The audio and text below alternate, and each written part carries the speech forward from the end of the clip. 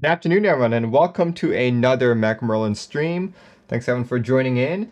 This is probably the first customer build I've done in quite a few weeks, so pretty excited about this one.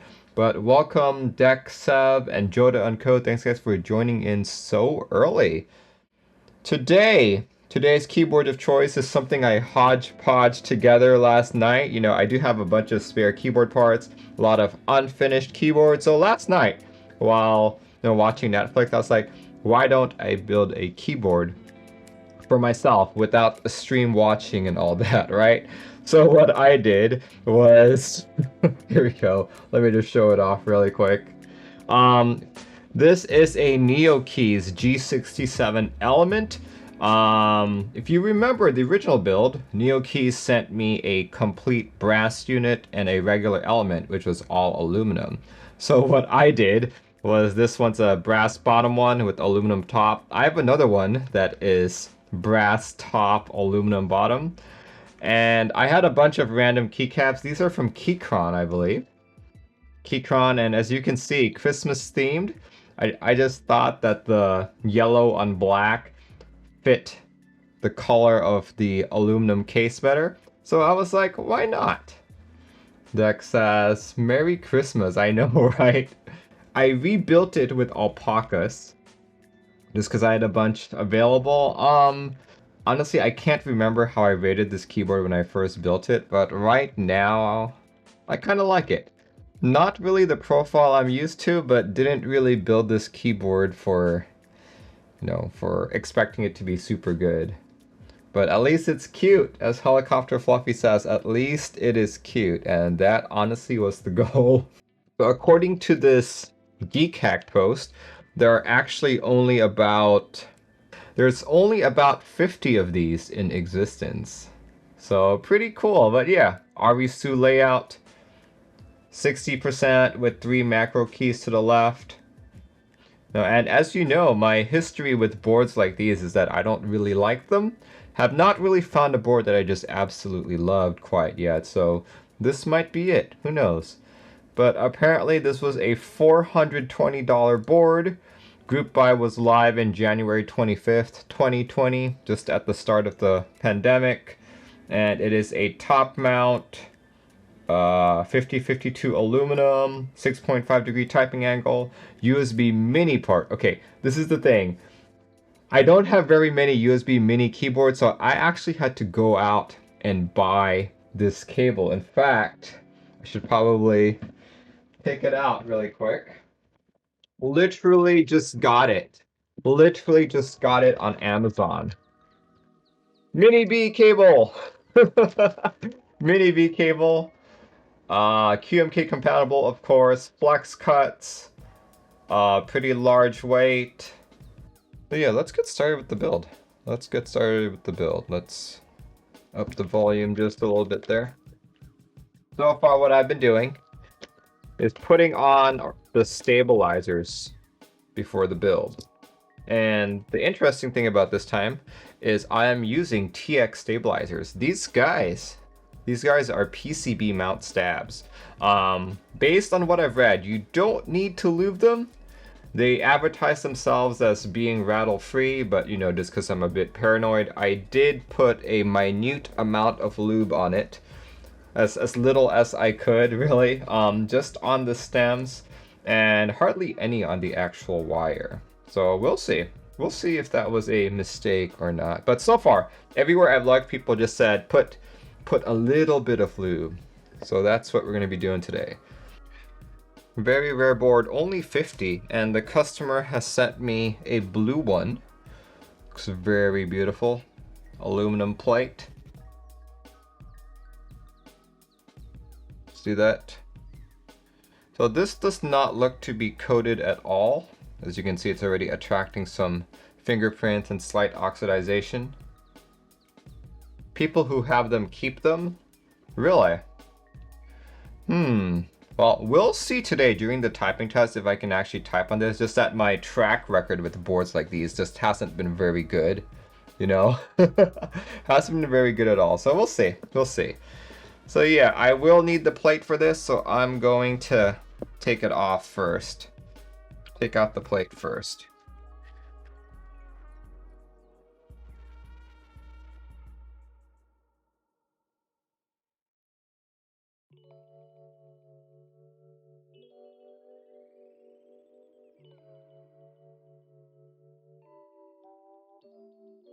Oh, look at that huge weight right there. Top mount board. Also probably too similar to the Windex, right? Might not be too necessary. Maybe. Also, I've noticed that this board supports LEDs, but customer did not send me LEDs either. Let's see, plate screws use the same thread, but different length. Okay, good.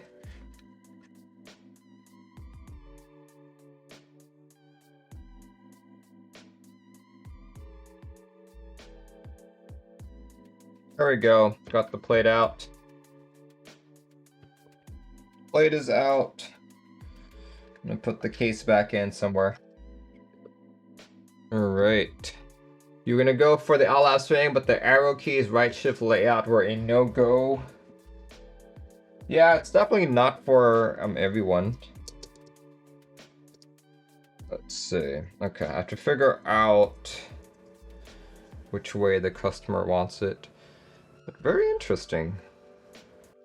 Yeah, if you guys have never bought TX stabilizers, they actually get shipped to you pre-assembled.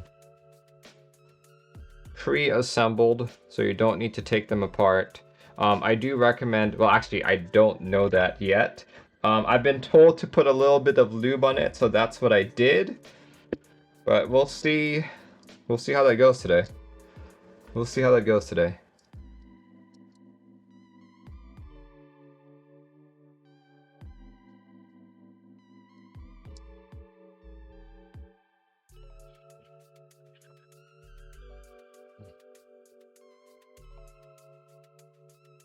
Oh.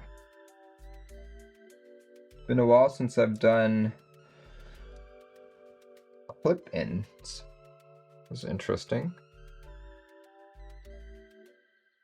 Whoa, okay, that's gonna be problematic. Okay.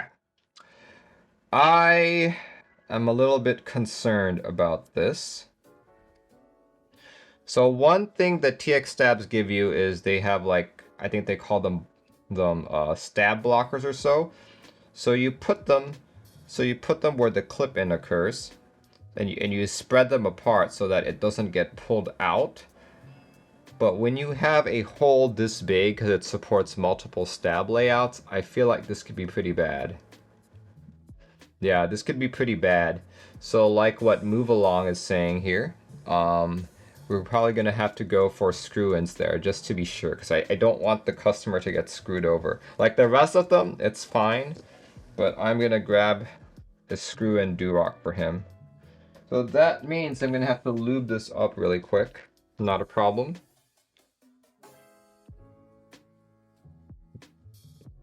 Just having to lube one stab is fine. Your keyboard budget is already allocated for the upcoming Space 65 round 3.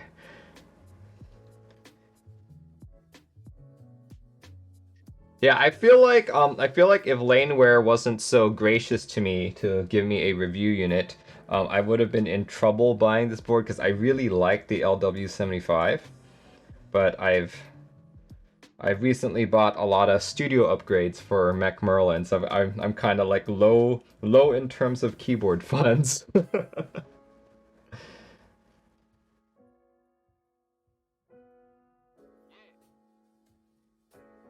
And the thing I've learned about keyboards is, even if you miss out on something, there's always going to be a new keyboard, like even possibly the next week.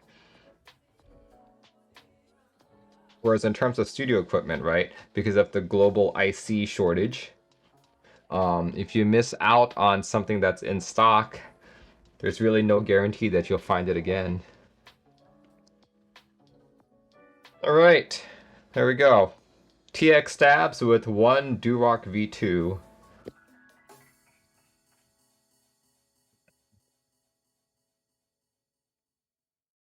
The keycaps are snatching your budget. Yeah. There we go. Let's just make sure all of the switches are facing this correct location. And yep, everything's good. Everything's facing the right direction.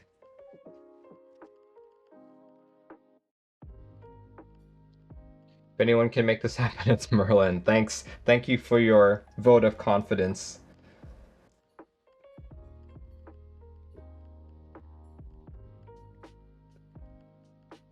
Yeah, I guess just Gateron Black Inks are just slightly larger than your average switch.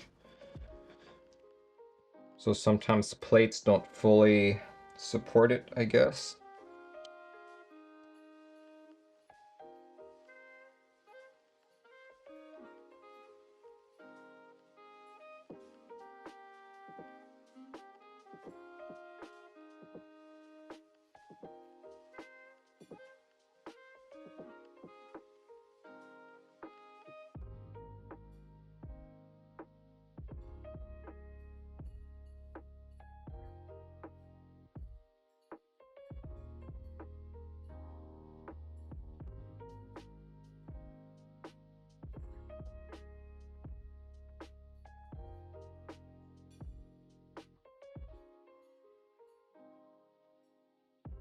There we go. Okay, I'm done.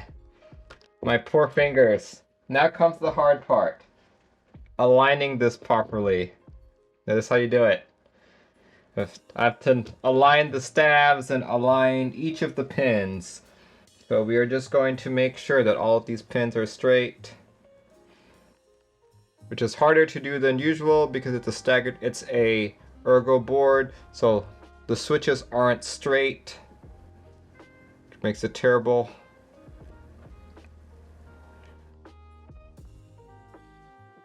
Right. See a couple bent legs already. It's probably from me. Okay. Right, for the looks of it, that should be good. Here goes. Here goes. Not too excited. Ah!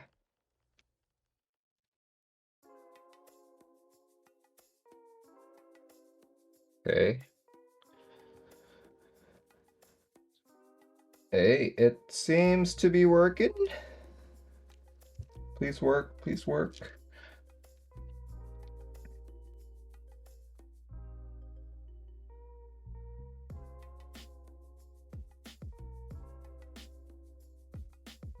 Yeah, all the pins are going in the right holes.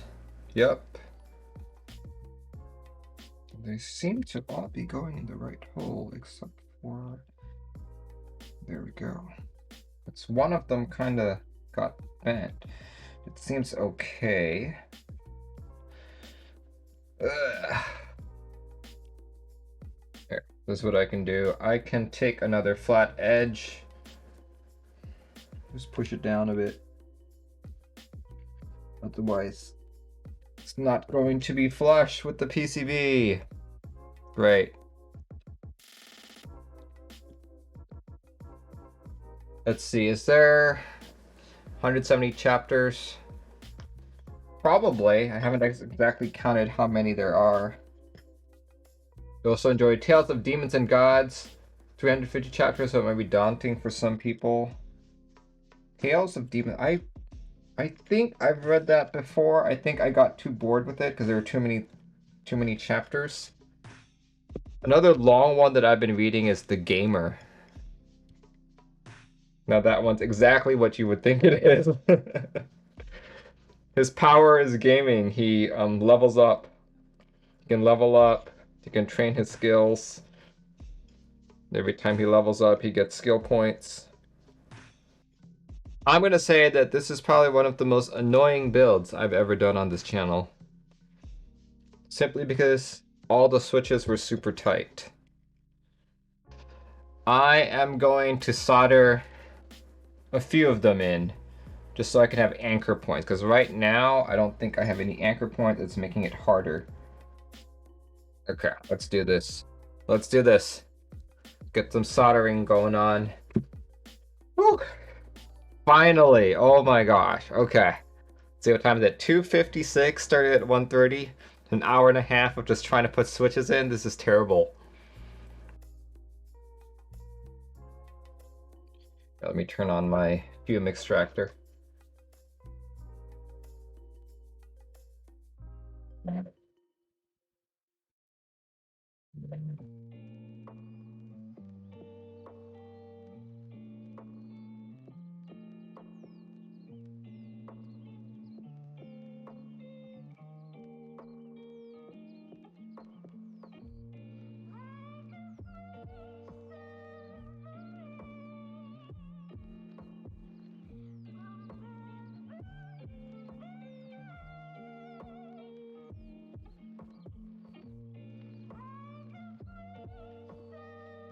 The electric one would actually work great on a PCB. Agree with you on that. It works so well. You wouldn't need to scrub as hard, you just have to hold it in place. Yeah, maybe I should buy one. I should just buy one just for PCB work. And I'll like paint it a certain color. I'll paint it a certain color just so I don't get confused.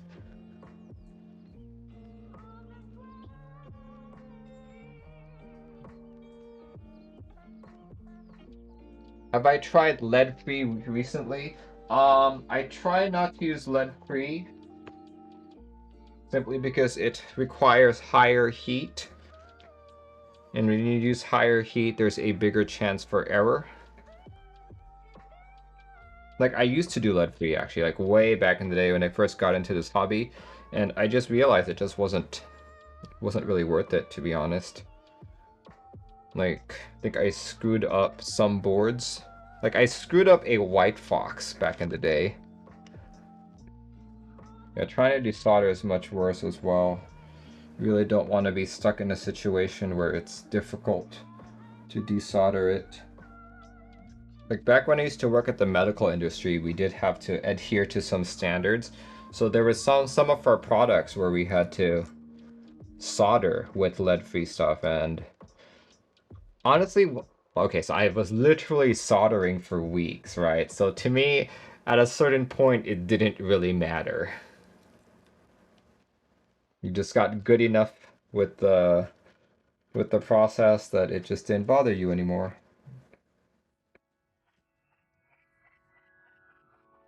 If you don't have patience, you'll have a bad time in this hobby. Truer words have not been said. That's true. Everything in this hobby requires either patience or money or both. That's why, like, we do get a lot of younger people coming into our hobby. Like, by younger, I mean people who are 12 and up. Like, 12 to 18. And, like, I feel bad for them because sometimes they're trying to, like... Sometimes they're trying to get boards that people who are in their 20s, people who have jobs, are getting, and then they feel bad that they can't get those boards.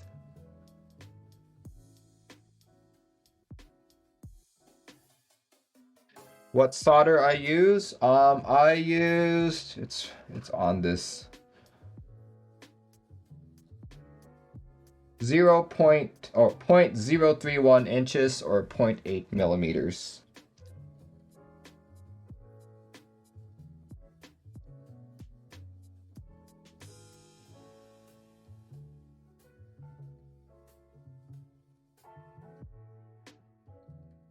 You see people blob on too much solder. I try to blob on too much solder when I'm soldering on hot swap sockets. That's the time where I do it. Here we go. That is the Fallacy right there. Let's see what it looked like with the GMK Hammerhead light.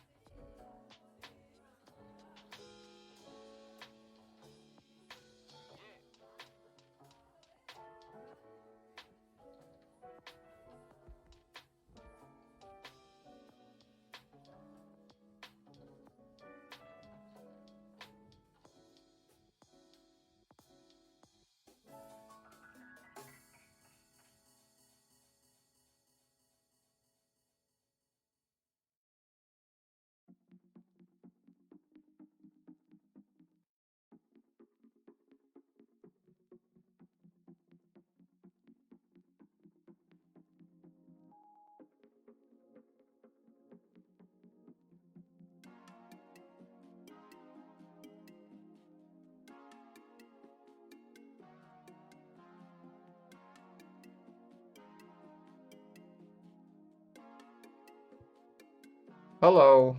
There we go. Alright, let's do a quick typing test. Let's pause my music. I'm gonna go really slow on this, by the way. Really slow. Okay. And you guys can hear how my room sounds. I turn off crisp.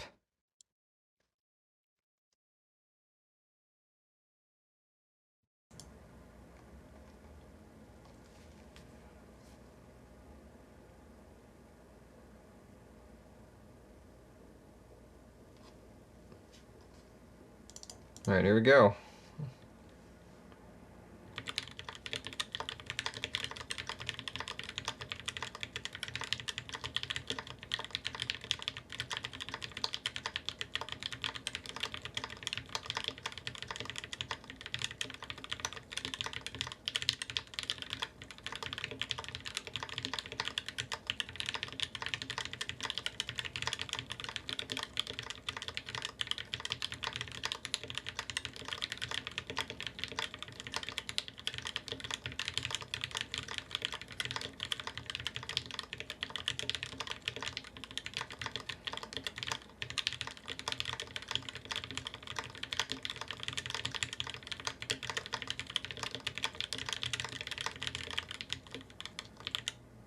Hey, not bad. 122 words per minute. Yeah, I'm actually surprised that I can type on this. On other ergo type boards, I completely screwed it up. The thing I was most concerned about was this row right here. I was like, not sure if I'm gonna be able to type on that properly, but look, seems like it was all okay. I still have to get used to this layout though. I'm not an HHKB user, so I always get confused about these guys here. Metal cap always comes off. Maybe Merlin needs to reevaluate ergo boards. I would agree with you on that. I will have to say though that this is my first time using TX stabs, and they advertise that you don't really need to lube them at all, but I still put a little bit of lube. Like, it's not bad, but it's not this. Like, this is what I expect.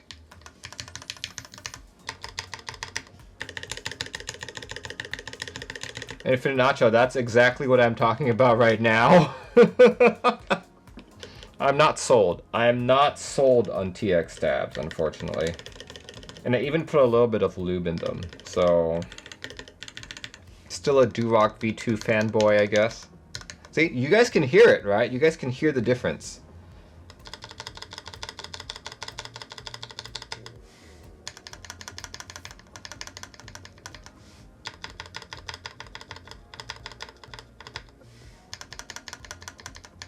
Right?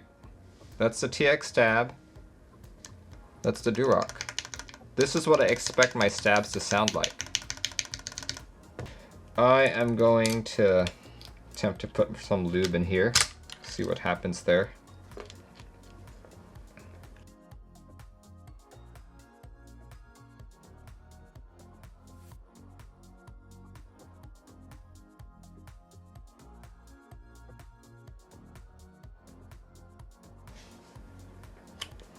Here. Alright, that sounds better.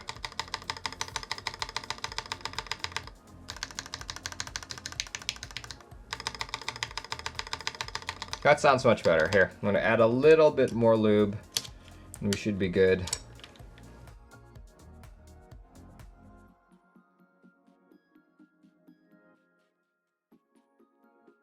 So I estimate I have used about half as much lube as I usually do for Durock.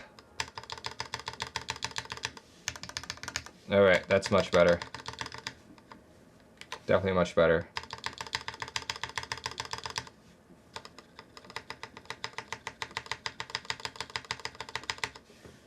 Okay. Let's fix the shift one here.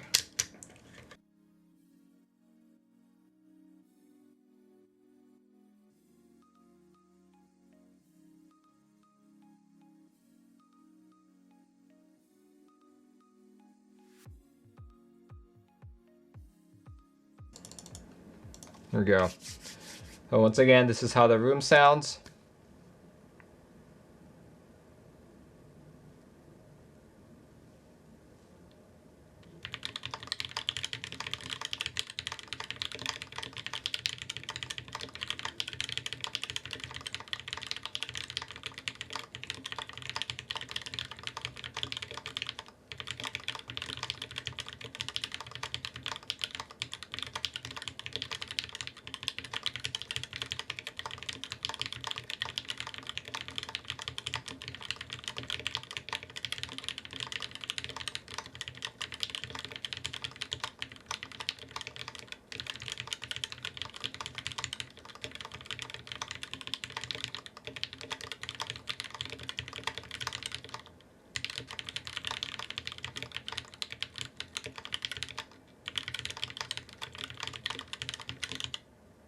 Yeah, I think it sounds better now. So the amount of lube that I've applied to these guys, like when I built the board, I'd done like a really thin layer. So I guess that was about maybe a little less than a fourth of the lube applied. Then I had to add additional lube, bringing it up to a third, and then I added additional lube on top of that, going up to about a fourth. So, no, sorry, up to half. So I've put half the lube that I normally do on these guys. So TX stabs, I'm really not sold on them at this point. I welcome the opportunity to try them again, but with this board and my current experience with them, I'm not too happy at all. Effie Keeb says, just got back, what stabs are you talking about? I'm talking about TX stabs. Alright, I think it's about time to end the stream. We are approaching our third hour. Effie Keeb says, yeah, I think Cherry Clip and Durox are the best. Yeah, so today I built a customer's Fallacy with lubed and filmed Gateron Black Inks, and what caught me off guard was the tightness of the plate. This plate was so tight, and Gateron Black Inks tend to be a little bit larger as well. And the reason why I know that is I tried a regular Gateron Black, milky top, and it slid in and slid out super easily. I practically killed my thumbs trying to push all of the switches in, which took about an hour and a half. So if you guys buy a Fallacy, you know, I suppose there are 49 of you out there, since only 50 of these boards were built. Be careful when using switches as big or larger as Gateron Black Inks. Let's see. How do I like the board? I'm actually surprised. I was not expecting to type very well at all, but the first time I typed on it, I was averaging 112 WPM with about 92% accuracy. And this time around, 103 words per minute, 78% accuracy, a little worse, but still not bad. Still not bad. I quite like the board. This board caught me by surprise. Was not expecting to type properly. Like, I was actually expecting to be in the 50 words per minute with maybe like 50% accuracy. So this might be the board that has gotten me looking at ergos. With that said, I am now regretful that I didn't at least try to join in on the Owl Lab Spring. Well, we'll see. I'll be typing on this for the rest of the week. You'll see this at tomorrow's group buy news stream. So yeah, tune in tomorrow, 7:30 p.m. PDT. We'll be covering the weekly group buys, everything occurring for the following week. Thanks guys for joining in. Hope you enjoyed the show, and I will see you when I see you. Goodbye, everyone.